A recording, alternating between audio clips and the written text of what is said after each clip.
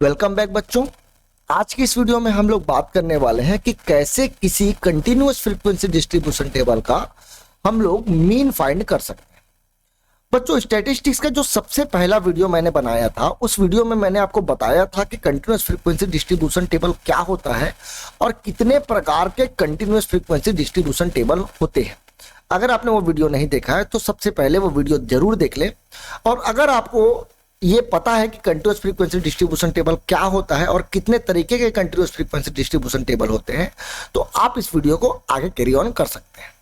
साथ ही साथ इससे पहले वाले वीडियो में मैंने आप लोगों को यह बताया था कि अगर डिस्क्रीट फ्रीक्वेंसी डिस्ट्रीब्यूशन टेबल दिया है तो उसका मीन कैसे फाइंड कर सकते हैं। और उस वीडियो में मैंने आपको यह भी बताया था कि कभी भी किसी भी ग्रुप्ड डाटा का अगर हमको अर्थमेटिक मीन निकालना है तो हमारे पास टोटल 3 मेथड होते हैं, जिसमें सबसे पहला मेथड था हमारा डायरेक्ट मेथड, जिसमें हमने फॉर्मूला यूज किया था summation of F x upon summation of F, mean find करने के लिए, और मीन को हम लोग एक्स बार से डिनोट करते हैं। वहीं पर दूसरा मेथड जो हमने बताया था वो था एज्यूम्ड मीन मेथड, जिसको शॉर्टकट मेथड भी बोला जाता है बच्चों, शॉर्टकट मेथड। और इसके लिए हम लोग फॉर्मूला यूज किए थे A plus summation of F D upon summation of F. वहीं पर मैंने आपको यह भी बताया था कि मीन फाइंड करने के लिए हमारे पास एक और मेथड है जिसका नाम है स्टेप डेविएशन मेथड, जो कि इस साल आपके सिलेबस से रिड्यूस कर दिया गया है, तो उसके बारे में हम लोग बात नहीं करने वाले हैं। अब देखिए बच्चों, कंटिन्यूअस फ्रीक्वेंसी डिस्ट्रीब्यूशन 2 तरीके का होता है, एक होता है एक्सक्लूसिव और एक होता है इंक्लूसिव। मैंने आपको सबसे पहले वाले वीडियो में, जिसमें हम लोग इंट्रोडक्शन पार्ट कवर किए थे स्टैटिस्टिक्स का, उसमें आपको बताया था कि कैसे हम लोग इंक्लूसिव को एक्सक्लूसिव में कन्वर्ट करते हैं। लेकिन बच्चों, मैं एक बात बता दूं आपको कि मीन जब भी हम लोगों को फाइंड करना हो, या तो फिर इंक्लूसिव दिया हो या तो फिर एक्सक्लूसिव दिया हो, दोनों में से कोई भी प्रकार का टेबल हम लोगों को गिवन हो, हम लोग डायरेक्टली मीन फाइंड कर सकते हैं। अगर इंक्लूसिव दिया है तो उसको एक्सक्लूसिव में कन्वर्ट करने की जरूरत नहीं है। लेकिन मीडियन और मोड जब हम लोग पढ़ेंगे तो मैं आपको उसमें बताऊंगा कि इंक्लूसिव को एक्सक्लूसिव में हमको पहले कन्वर्ट करना पड़ेगा और तब जाकर के हम लोग उसका मीडियन या मोड फाइंड कर सकते हैं। बच्चों, अगर हम लोगों को एक्सक्लूसिव दिया हो या इंक्लूसिव दिया हो, कोई भी प्रकार का टेबल दिया हो, मीन फाइंड करने का एक ही मेथड है, और उस मेथड में हम लोग डायरेक्ट मेथड का भी इस्तेमाल कर सकते हैं और एज्यूम्ड मीन का मेथड का भी इस्तेमाल कर सकते हैं। एज्यूम्ड मीन मेथड है बच्चों, यहां पर देखिए मैंने छोटा सा मिस्टेक कर दिया है, एज्यूम्ड मीन मेथड है इसका नाम, या फिर शॉर्टकट मेथड हम लोग इसको बोलते हैं। तो चलिए हम लोग एक एग्जाम्पल लेते हैं और एग्जाम्पल से समझते हैं कि कैसे हम लोग मीन फाइंड कर पाएंगे कंटिन्यूअस फ्रीक्वेंसी डिस्ट्रीब्यूशन टेबल का। और मैं दोनों मेथड से आप लोगों को बताऊंगा कि डायरेक्ट मेथड से कैसे सॉल्व करेंगे और एज्यूम्ड मीन मेथड से कैसे सॉल्व करेंगे।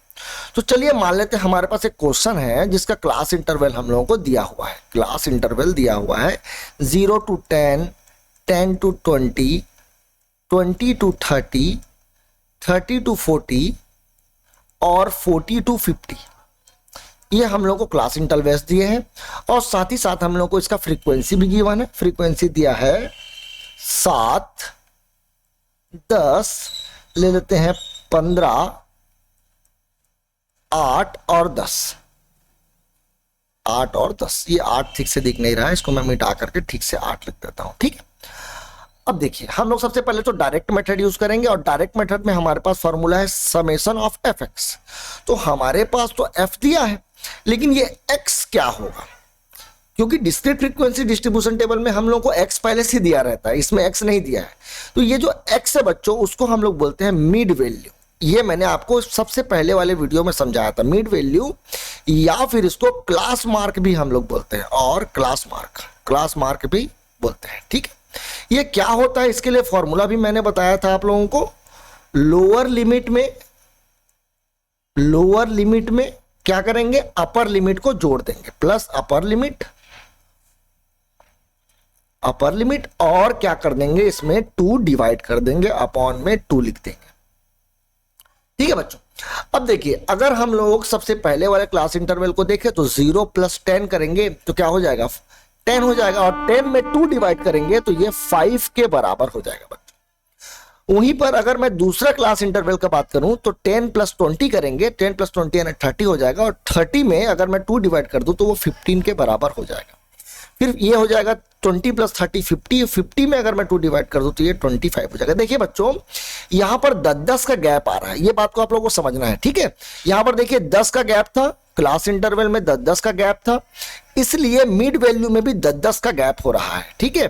तो अगला जो क्लास इंटरवल आएगा उसको मैं 35 लिख दूंगा, और यहां पर मैं इसको लिख दूंगा 45, ठीक है। तो जैसा क्लास इंटरवल का गैप रहेगा उतना ही गैप दो मिड वैल्यू के बीच में भी गैप होगा, या दो क्लास मार्क के बीच में भी गैप होगा। अब क्या करेंगे बच्चों, सिंपली हम लोग fx फाइंड करेंगे, इन दोनों का प्रोडक्ट कर लेंगे। तो ये हो जाएगा 35, ये हो जाएगा 150, ये दोनों को मल्टीप्लाई कर देते हैं, 25 और 15 को अगर मैं मल्टीप्लाई करूंगा तो ये हो जाएगा 250, और 125 भी और जोड़ देते हैं इसमें, तो ये हो जाएगा 375, ठीक है।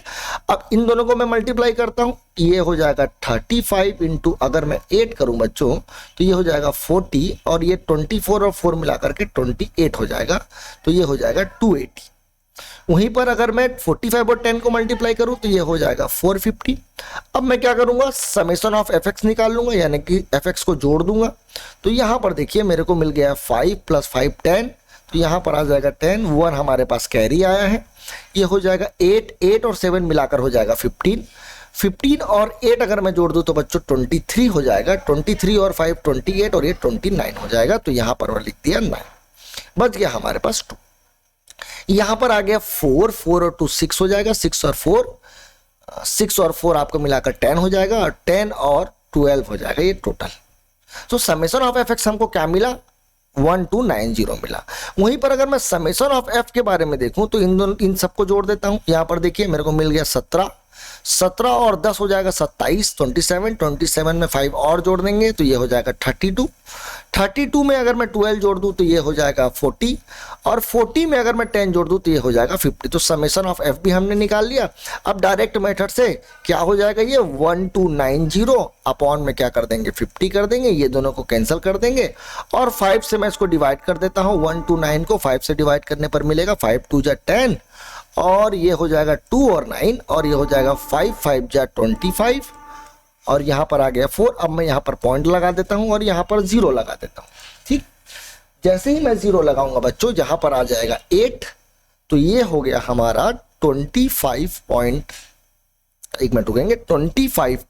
ये हमारा क्या आ गया, मीन आ गया with the help of direct method. Direct method से हम लोग क्या करेंगे, मीन फाइंड करेंगे। कुछ इस प्रकार से फॉर्मूला लगा देंगे, summation of fx upon summation of f। वहीं पर बच्चों अगर हम लोग को एज्यूम्ड मीन फाइंड करना हो तो हम लोग क्या करेंगे, तो इसी क्वेश्चन से ही हम लोग एज्यूम्ड मीन मेथड यूज करते हैं, और एज्यूम्ड मीन मेथड से हम लोग क्या करेंगे, मीन निकालेंगे, ठीक है। चलिए अब एज्यूम्ड मीन मेथड यूज करते हैं। सो एज्यूम्ड मीन मेथड के लिए भी आप लोगों को सबसे पहले क्या निकालना पड़ेगा, मिड वैल्यू निकालना पड़ेगा, जो मैंने यहां पर पहले ही निकाला है, ये x मिड वैल्यू आप लोगों को निकालने आ गया है।